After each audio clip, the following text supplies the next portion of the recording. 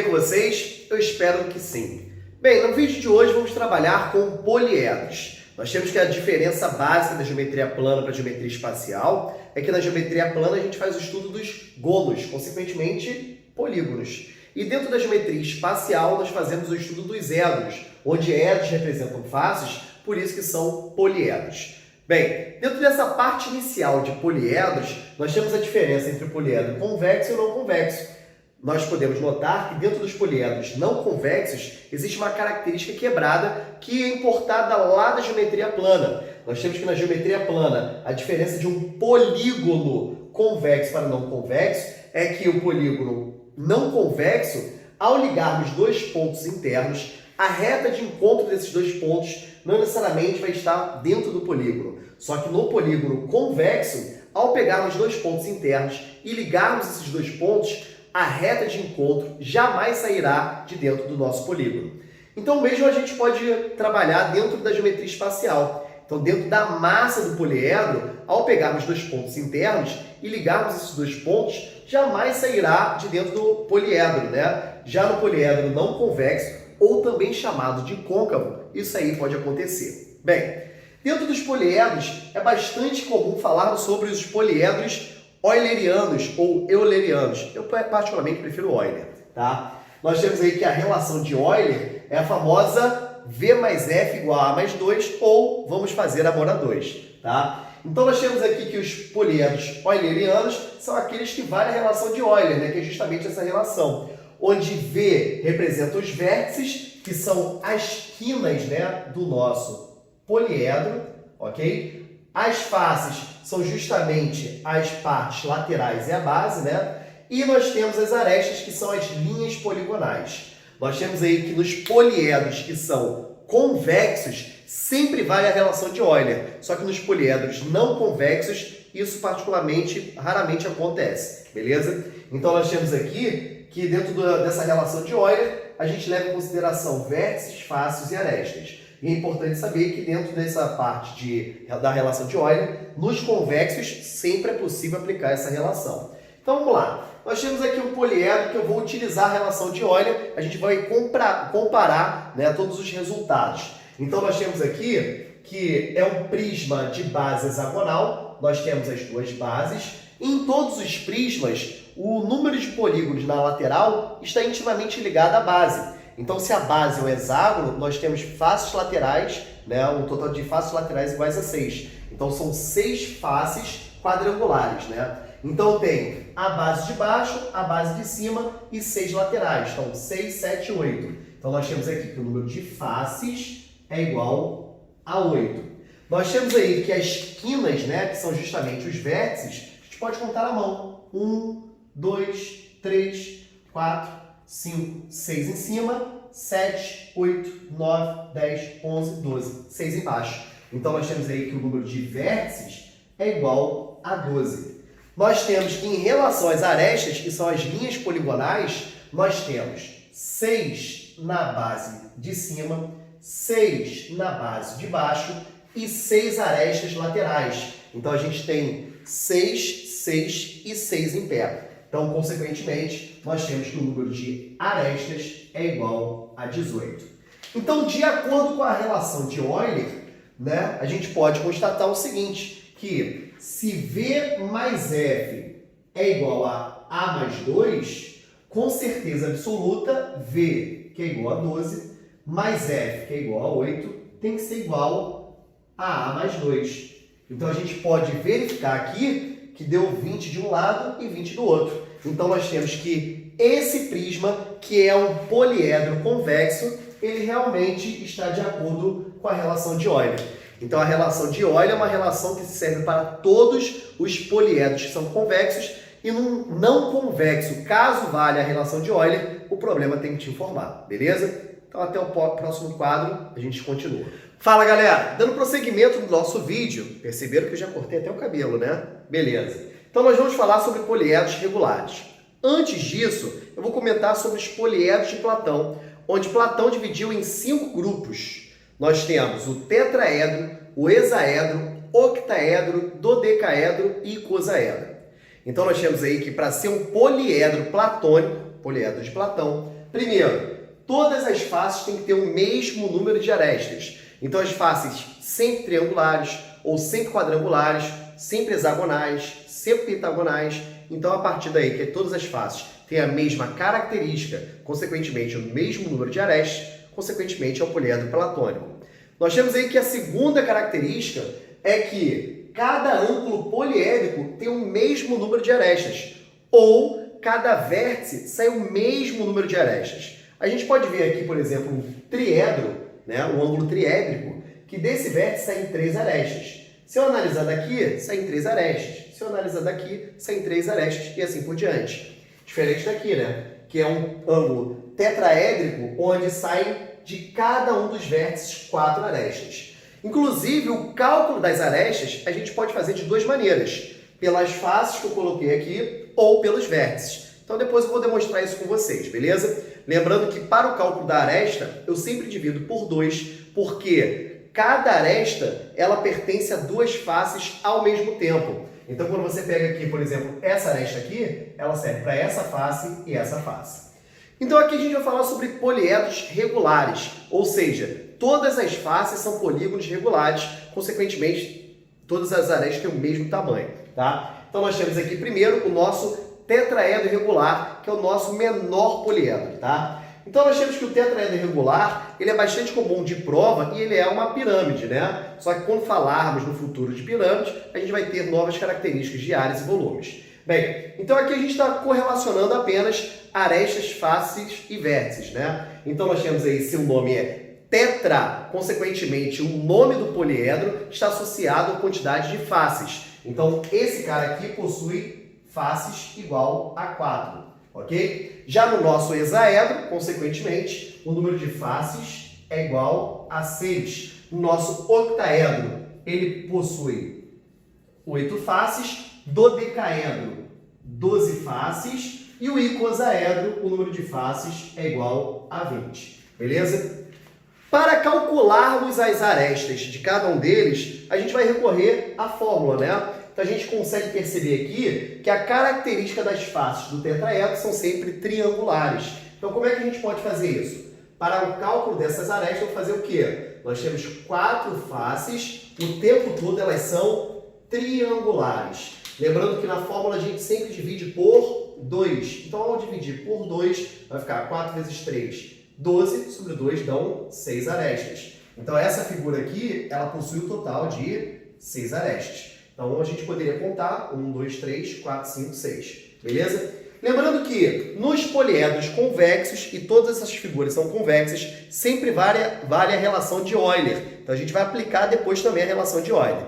Então, dá para percebermos aqui que o número de vértices desse poliedro são 1, 2, 3, 4. Então, nós temos aqui vértices iguais a 4. Beleza. Vamos lá. Nosso hexaedro regular, que é o nosso cubo, né? Nós temos aqui 6 faces e todas elas são quadradas. Então, o número de arestas aqui vai ficar 6 faces que são quadrangulares. 6 vezes 4. Lembrando que sempre a fórmula você divide por 2, né?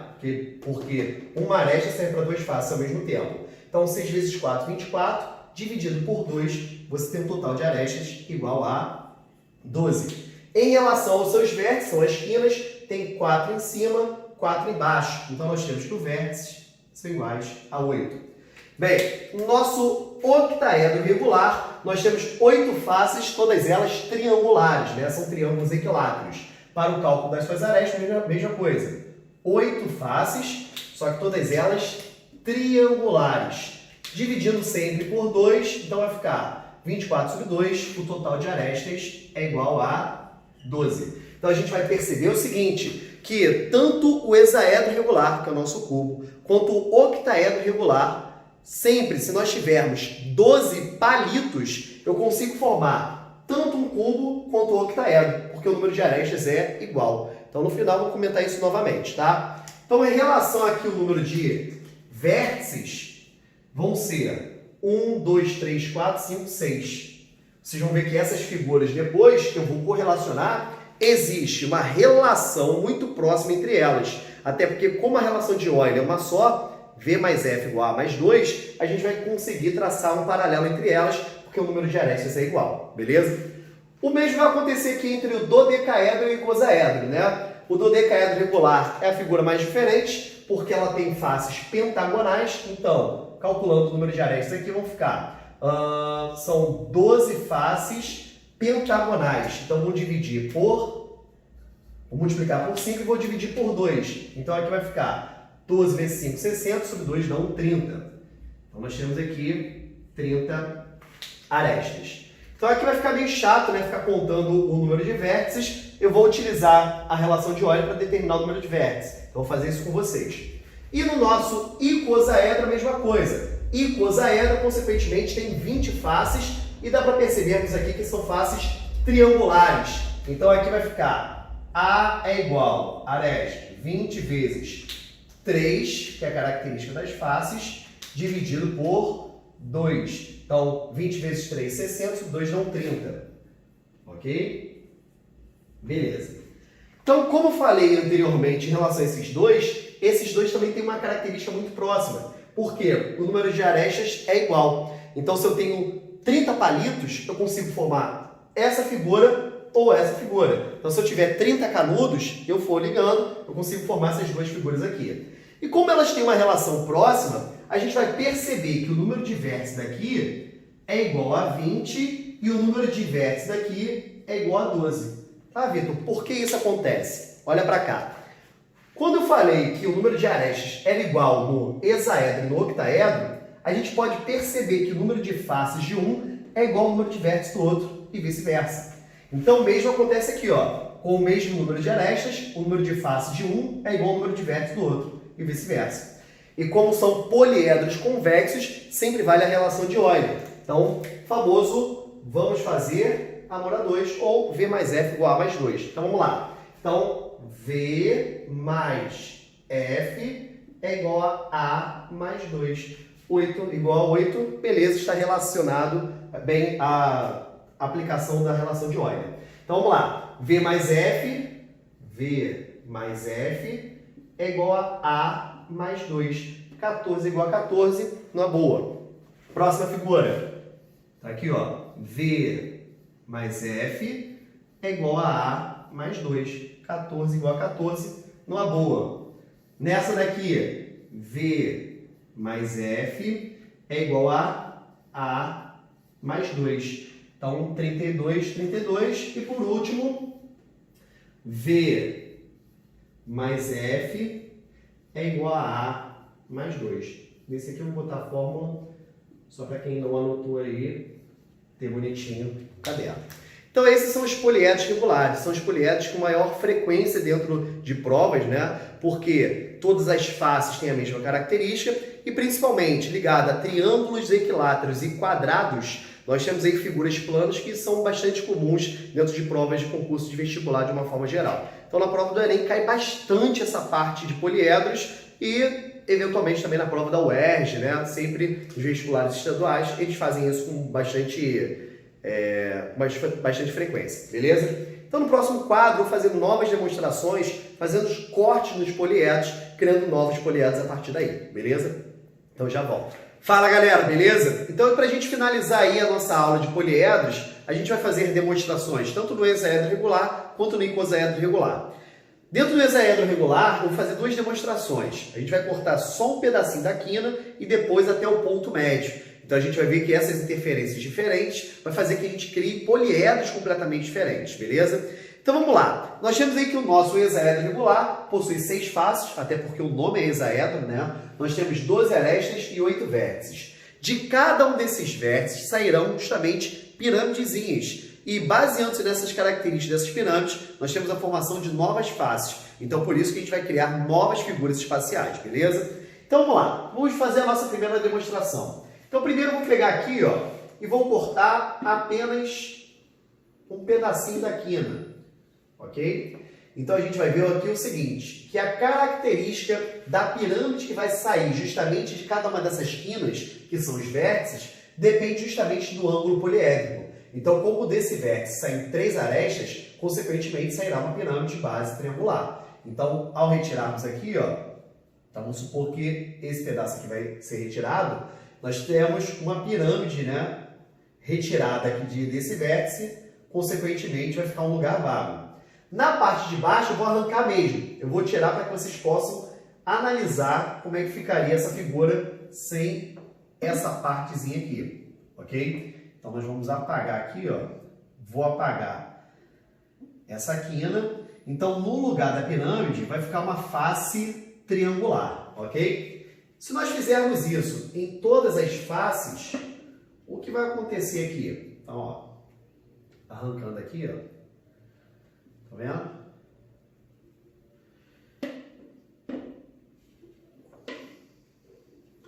Então, das 4 quinas que nós temos aqui na frente, eu arranquei, né, dando a origem a justamente triângulos nessas faces.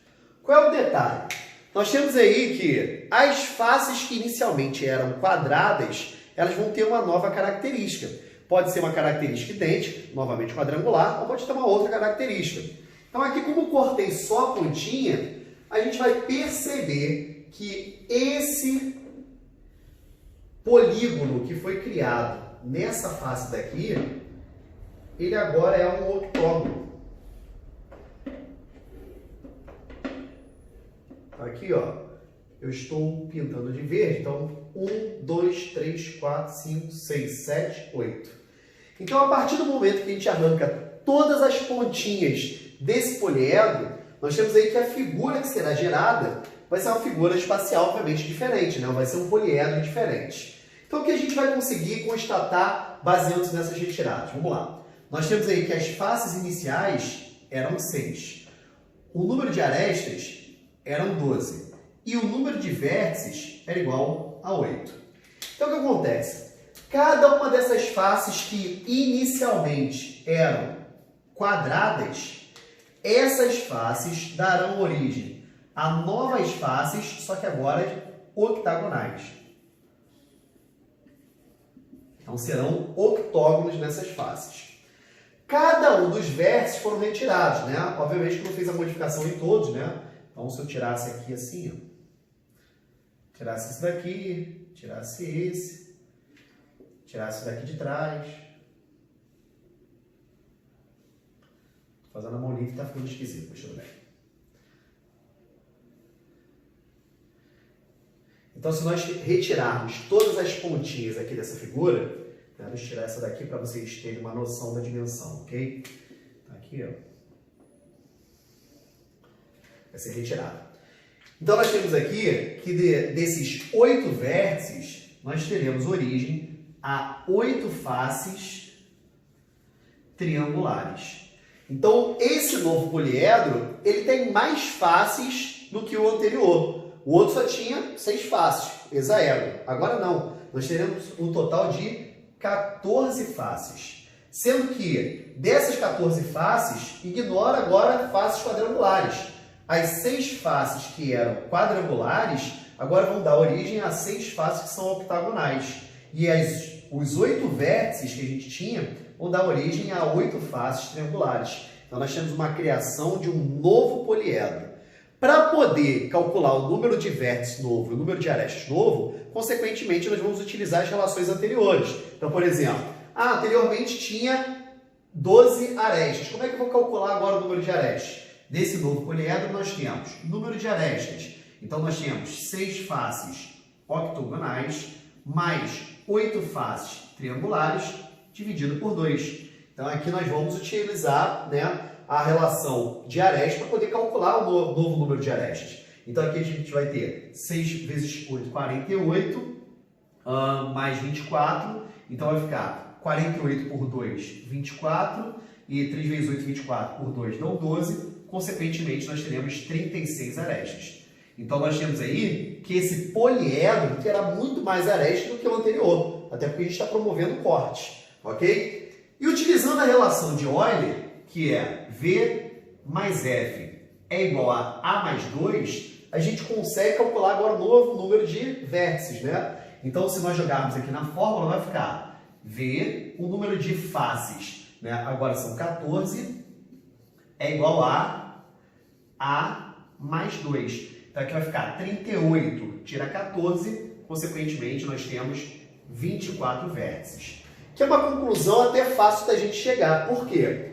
Se inicialmente a figura tinha 8 vértices, se de cada um dos vértices eram triângulos, então, consequentemente, um vértice deu origem a 3, né? Então, 3 vezes 8, 24 direto, ok? Então, nós temos aí que dentro dos cortes, né, desses vértices, nós temos a formação de vários triângulos e a face que inicialmente era quadrada passou a ser octogonal, beleza?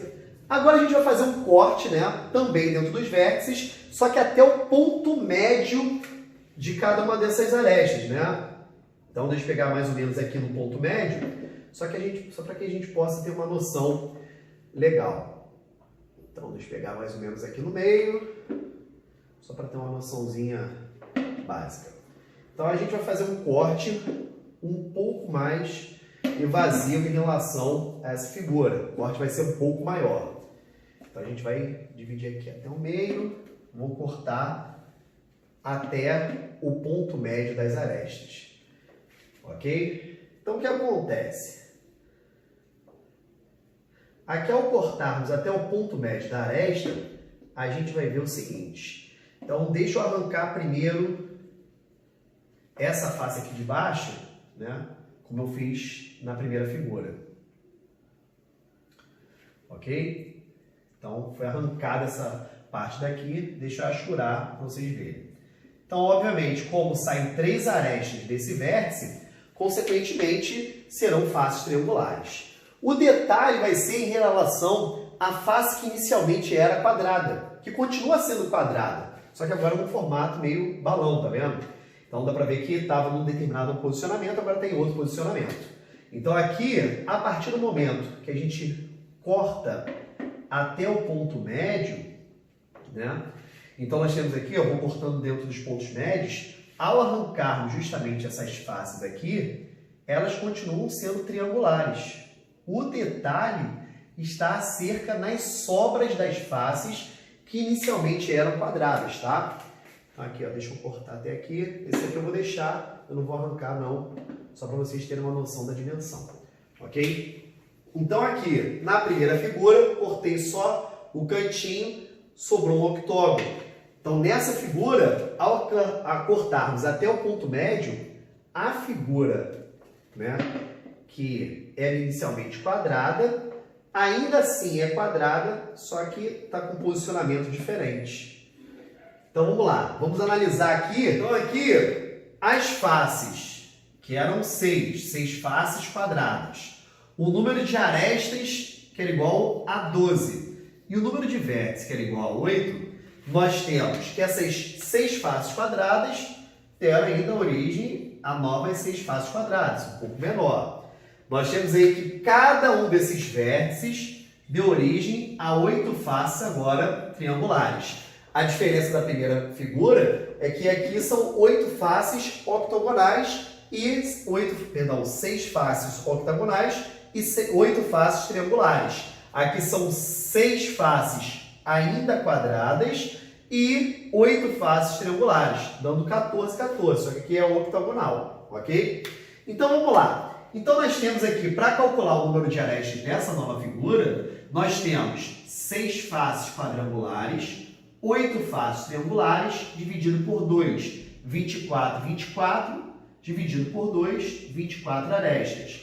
Então, ao jogarmos agora na relação de Euler, V mais F, número de faces, 14, é igual a mais 2, 26 menos 14, nós temos que o número de vértices é igual a 12, ok? Então, dá para ver que existe uma diferença no número de vértices, beleza? Bem, no nosso icosaedro regular, que é o nosso maior poliedro regular, né, o poliedro de 20 faces triangulares, é a figura que utilizou-se como base para a primeira bola de futebol, aquela bola tradicional com gomos pretos e gomos brancos. Nas bolas de futebol tradicionais, nós temos mais gomos brancos do que pretos. Eles têm a mesma característica? É isso que nós vamos ver. Então vamos lá.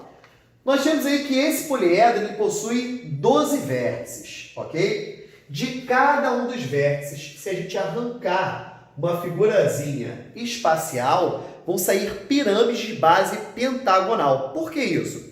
Porque cada um desses vértices tem um ângulo poliédrico que sai 5 arestas. Então aqui, ó, vou cortar um pentágono de cada um desses vértices, ok? Eu vou achurar para que vocês possam visualizar melhor. Vou pintar aqui, ó.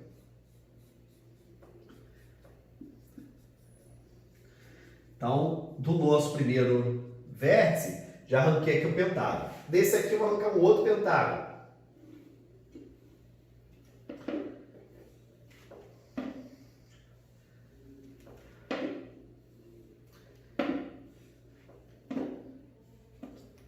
Pintar aqui meio esquisito mesmo, só para que vocês possam ter noção. E aqui eu vou arrancar o outro pentágonozinho também.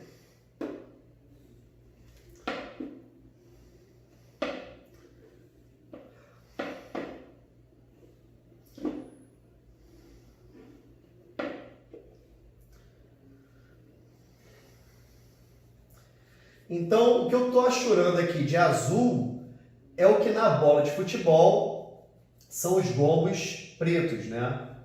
Tá, e onde estão os gomos brancos? Então, essa figura aqui, ela tinha faces inicialmente triangulares, né? Vocês vão perceber que as faces que eram triangulares deram origem a faces agora hexagonais.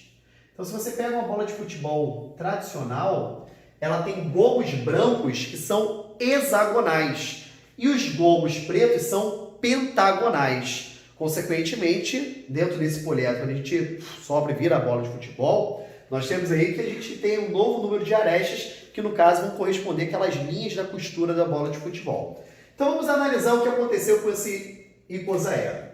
O número de faces eram 20 faces triangulares, o número de arestas era igual a 30 e o número de vértices era igual a 12. Então, nós temos aí que cada uma dessas faces que eram triangulares dão origem a 20 faces que são agora hexagonais, que são os gomos brancos da bola de futebol. E de cada um dos vértices, eu vou arrancar piramidezinhas de base pentagonal, que vão dar origem a 12 faces pentagonais, que são os gomos pretos da bola de futebol. Então, nós temos aí que agora o número de faces é igual a 32. Consequentemente, vai ter um novo número de arestas. Ao jogarmos na relação de arestas, nós temos arestas 20 faces hexagonais, 12 faces pentagonais, dividido por 2. 120 mais 60, 180. 2, 90 arestas. Então, nós temos aí 90 costuras, né, emendas dentro da bola de futebol, ok?